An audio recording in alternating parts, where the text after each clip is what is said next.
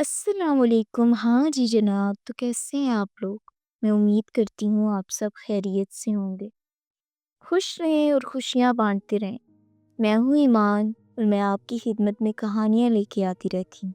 آج بھی اسی غرض سے آپ کی خدمت میں حاضر ہوں۔ کہانی کو آخر تک لازمی سنیے گا۔ چلتے ہیں کہانی کی طرف کراچی کے کراچی کی پر ہجوم سڑکوں کے بیچ ایک درمیانے طبقے کا محلہ تھا، جہاں مایا اپنی فیملی کے ساتھ رہتی تھی۔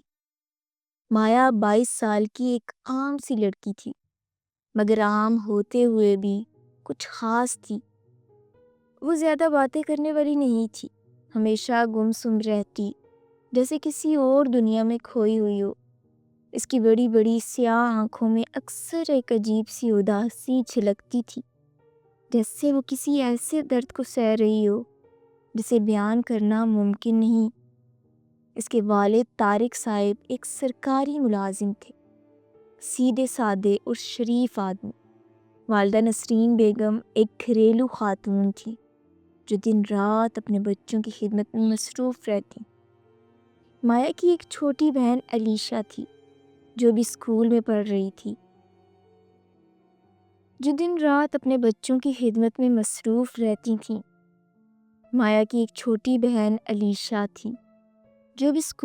رہی تھی، اور ایک بھائی دانش جو کالج میں تھا۔ یہ خاندان عام سا تھا، مگر ان کی زندگی میں سکون کی کمی تھی، جیسے کوئی انجانی پریشانی ہمیشہ ان کے سروں پر منڈلاتی رہتی ہو۔ مایا یونیورسٹی میں پڑھتی تھی، انگریزی ادب کی طالبہ تھی۔ کتابیں اس کی دنیا تھیں، مگر اس سے ہمیشہ پراسرار چیزوں میں دلچسپی رہتی تھی۔ پرانے ویران گھر، سنسان راستے، پرانی چیزیں، قبرستان، یہ سب اسے عجیب سی کشش دیتے تھے۔ اس کا ماننا تھا کہ ہر چیز کے پیچھے ایک کہانی ہوتی ہے، اور کچھ کہانیاں سننے کے لیے نہیں بلکہ دفن کرنے کے لیے ہوتی ہیں۔ ایک دن موسم عجیب سا تھا، بادل سیاہ ہو چکے تھے، ہوا میں ایک عجیب سی بے چینی تھی۔ مایا اپنی دوست سحر اور نوال کے ساتھ یونیورسٹی کے بعد ایک پرانے علاقے میں گھومنے نکلی تھی۔ یہ جگہ زیادہ مشہور نہیں تھی، ایک سنسان راستہ جو ایک پرانے قبرستان کے قریب جا نکلتا تھا۔ سحر نے مذاق میں کہا، مایا تمہیں تو ایسی جگہوں میں جانے کا بڑا شوق ہے، ذرا دیکھو تو یہاں کیسا منظر ہے۔ مایا نے مسکرا کر قبرستان کی طرف دیکھا۔ اس کے قدم خود بخود اس طرف بڑھنے لگے۔ جیسے ہی وہ وہاں پہنچی، اچانک اس کی نظر ایک کالے رنگ کے پتھر پر پڑی جو زمین میں دھنسا ہوا تھا۔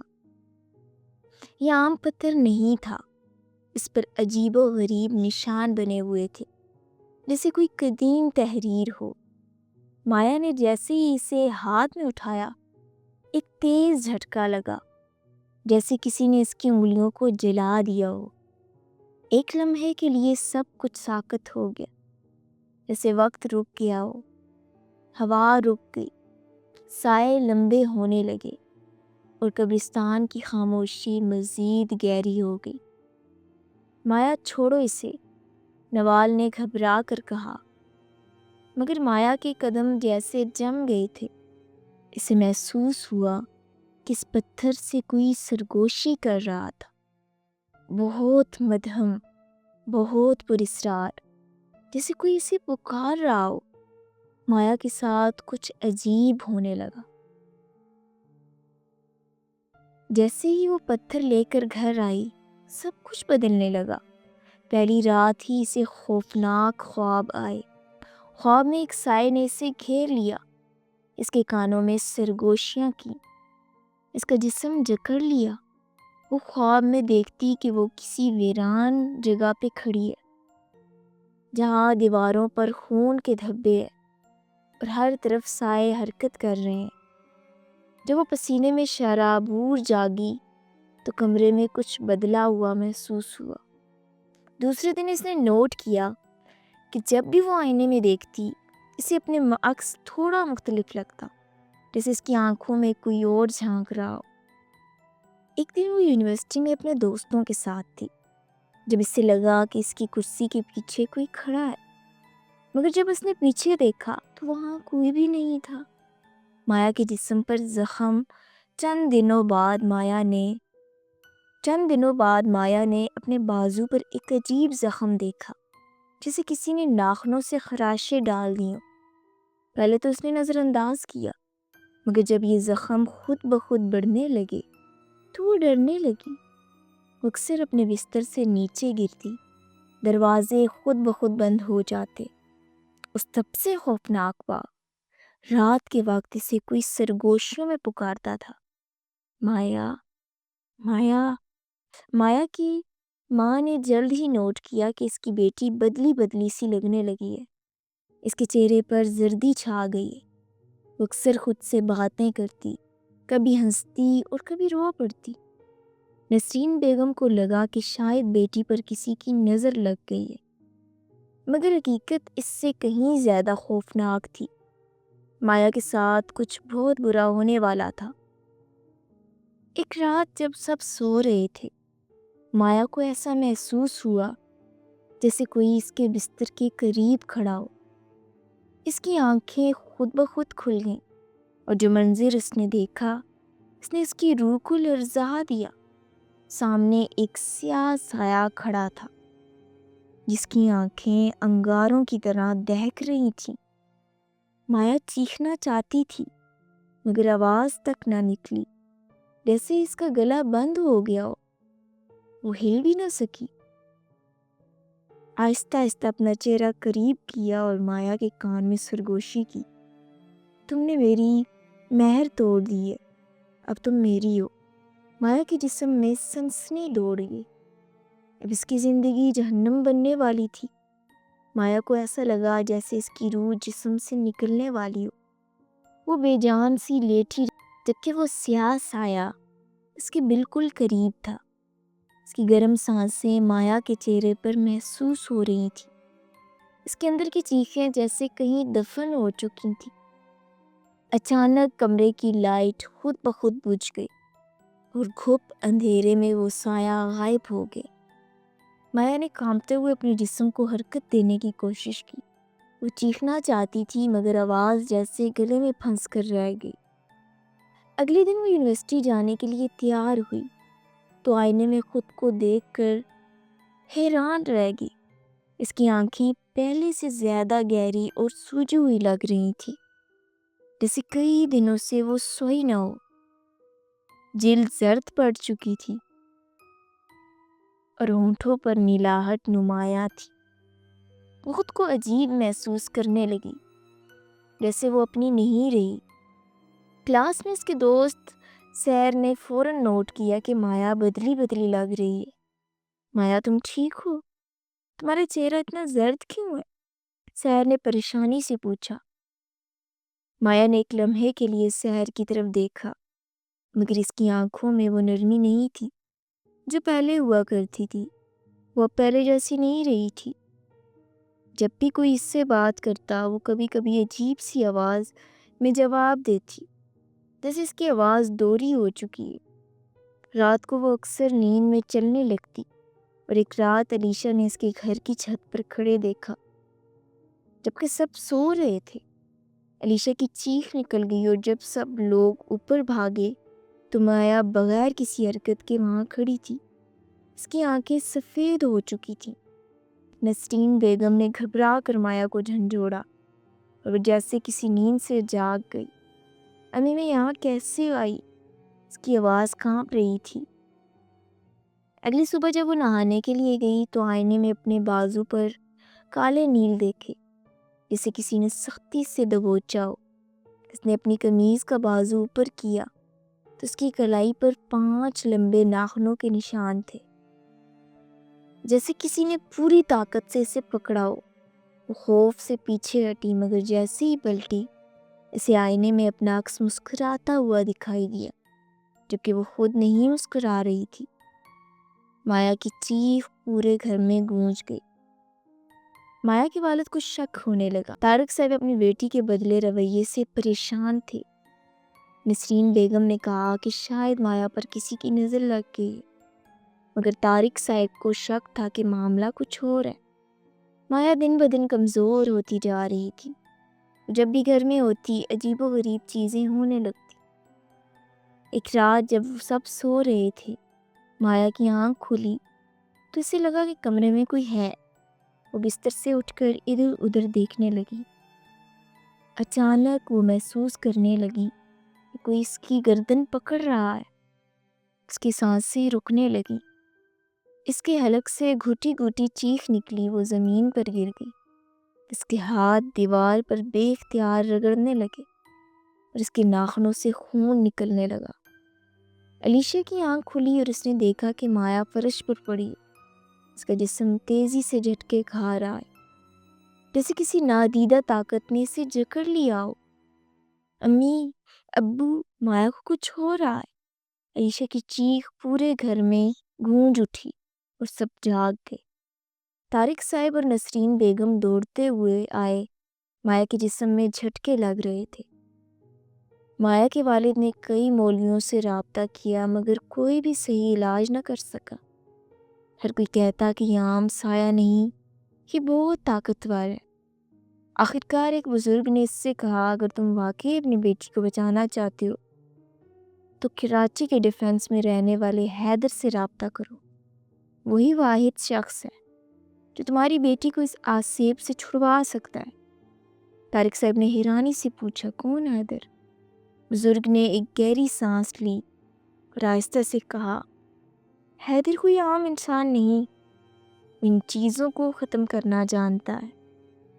مایا کی حالت دن بدن خراب ہوتی جا رہی تھی۔ اس کے جسم پر مزید خراشیں ابھر آئیں۔ طارق صاحب نے اب مزید انتظار کیے بغیر اپنی گاڑی نکالی اور کراچی کے ڈیفنس کی طرف نکل پڑے۔ بزرگ نے جس حیدر کا ذکر کیا تھا وہ کہاں رہتا تھا، یہ جاننا آسان نہ تھا۔ حیدر کو ڈھونڈنے والے بہت آتے ہیں مگر وہ خود جسے چاہے اسی کو ملتا ہے۔ بابا جی نے گہری نظر سے دیکھتے ہوئے کہا۔ طارق صاحب کے قدم خود بخود آگے بڑھنے لگے۔ جہاں ایک لمبے قد کا نوجوان دروازے کے پاس کھڑا تھا، اس کی گہری نظریں طارق صاحب پر جم گئی۔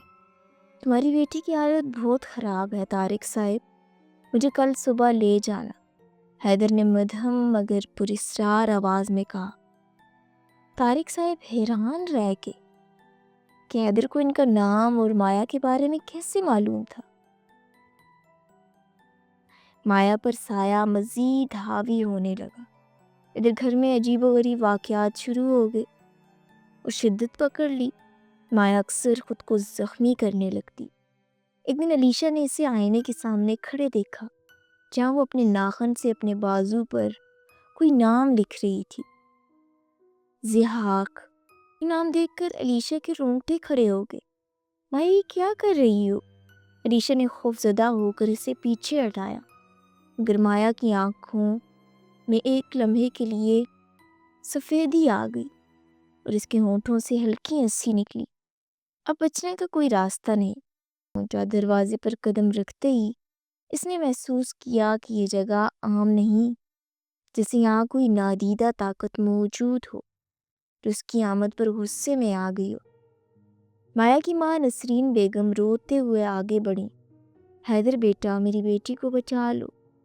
حیدر نے سر ہلایا اور سیدھا مایا کے کمرے کی طرف بڑھا۔ مایا بستر پر بیٹھی تھی مگر اس کی حالت عام نہیں لگ رہی تھی۔ اس کا سر جھکا ہوا تھا، آنکھیں سیاہ ہو چکی تھیں اور جسم ایک مردہ لاش کی طرح بے جان لگ رہا تھا۔ مایا، حیدر نے گہری آواز میں پکارا۔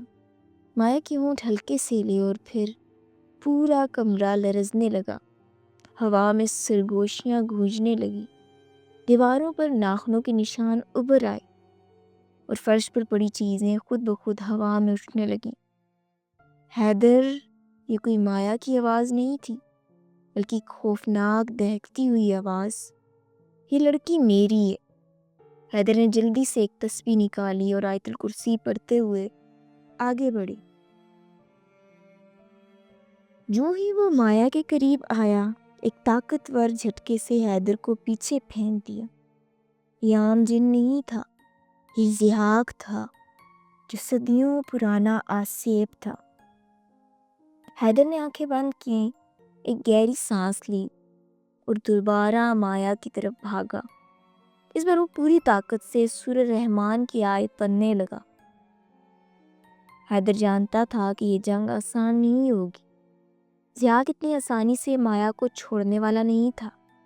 مایا کے جسم میں ایک نئی لہر اٹھی، جیسے کہ بدمست طاقت اس کے اندر سما گئی ہو۔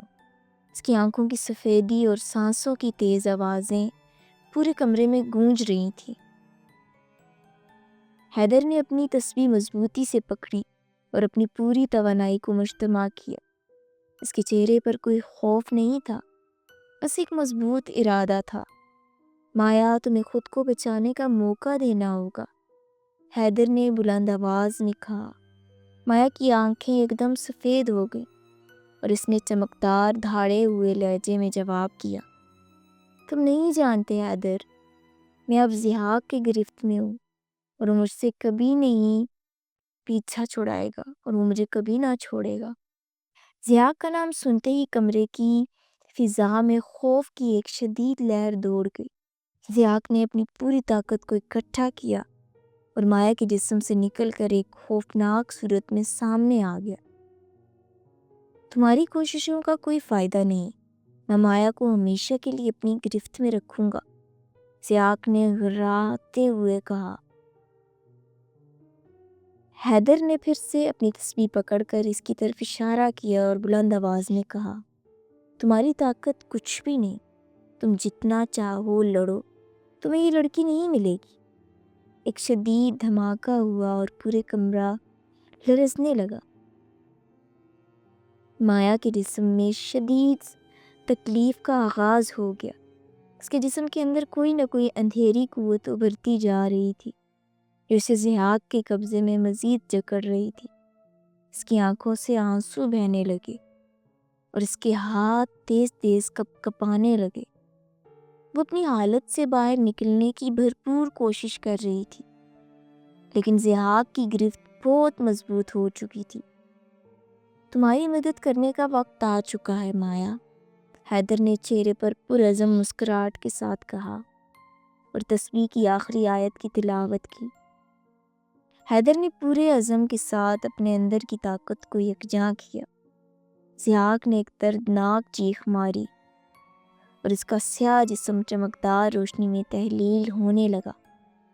اس کی شکل میں شمار بدصورت چہرے ابھرنے لگے اور پھر وہ مکمل طور پر مایا کے جسم سے نکل کر ہوا میں غائب ہو گیا۔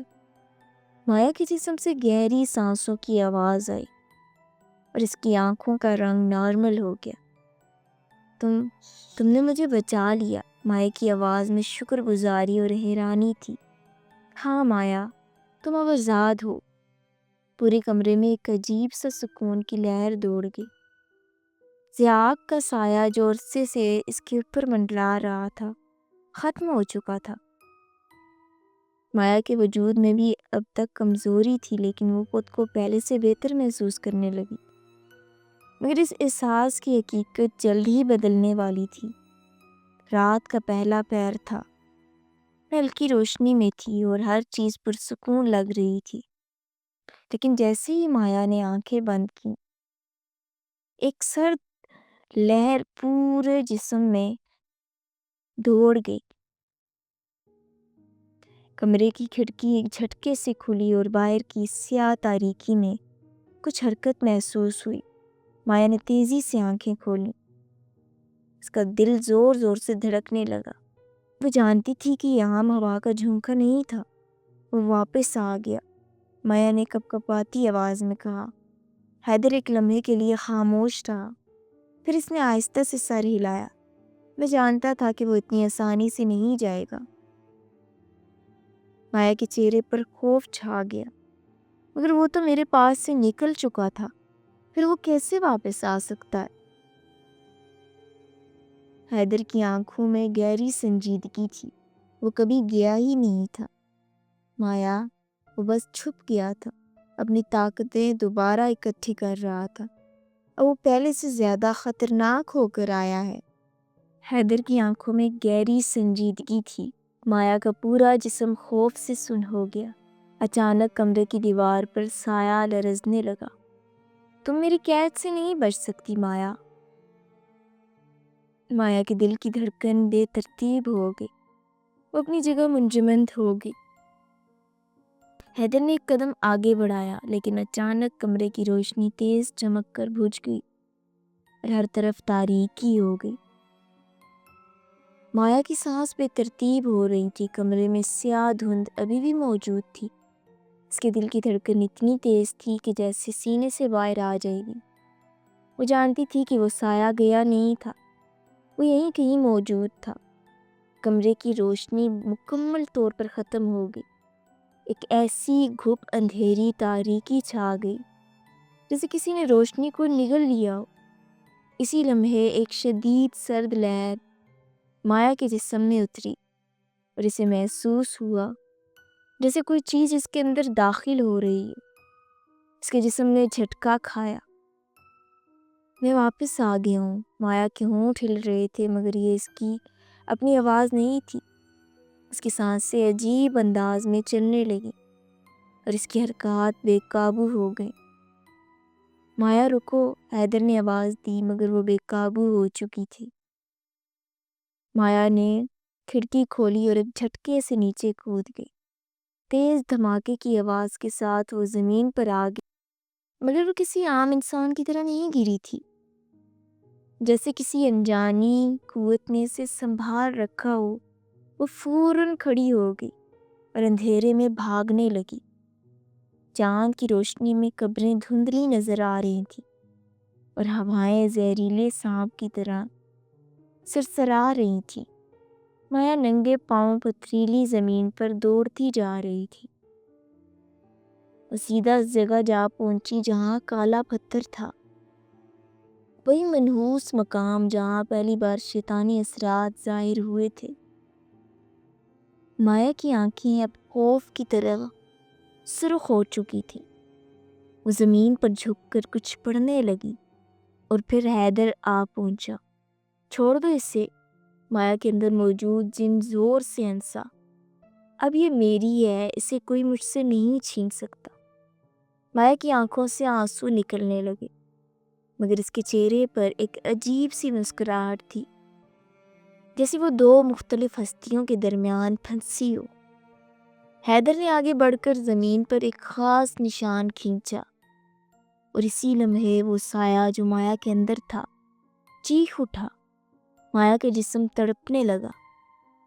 اب بہت ہو چکا۔ حیدر نے دونوں ہاتھ بلند کیے۔ جن چیخا مایا کے جسم کو چھوڑنے کے بجائے مزید اس پر قابض ہونے لگا، مگر حیدر نے اپنی طاقت سے ایک آخری وار کیا۔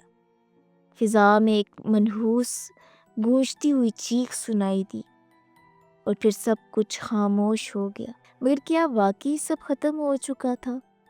مایا بے ہوش زمین پر پڑی تھی۔